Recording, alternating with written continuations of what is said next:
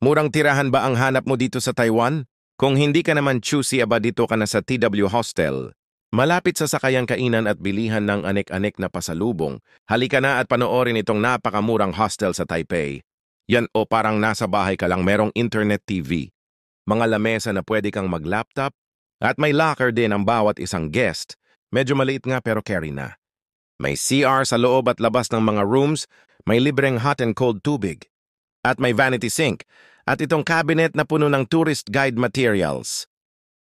Bawat floor nga ay merong extra CR at vanity sink sa labas tulad nito.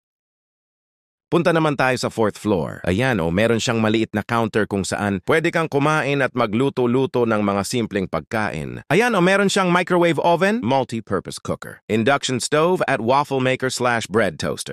Sa labas naman nitong 4th floor ay may laundry area na kung saan pwede kang maglaba-laba gamit itong automatic washing machine sa halagang 40 Taiwan dollars para hindi majontot ang mga damit mo pauwi ng Pinas. Tara pasok tayo sa isa sa mga rooms nila. May 4 na capsule sa loob ng room at ganito ang itsura. May switch para sa sariling ilaw, may isang unan, may hanging bar, may kumot, may towel, at may earplugs.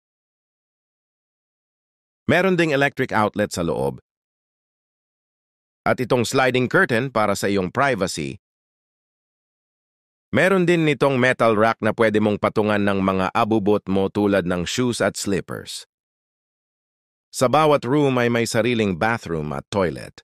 Unahin natin ang bathroom. May patungan, may libreng shampoo at body wash, at itong hot and cold shower.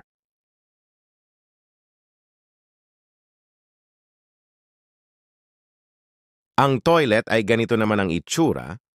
Medyo maliit pero okay na kasi malinis. May bidet at may tissue.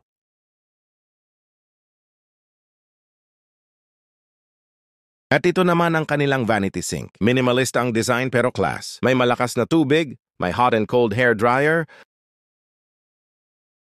Meron ding stand fan dito at itong split-type aircon.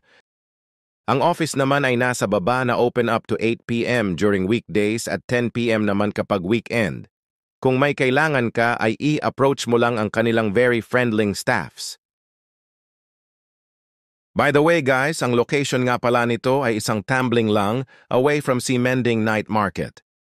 Ang 10-day stay ko dito ay umabot lang ng 4,550 Taiwan dollars.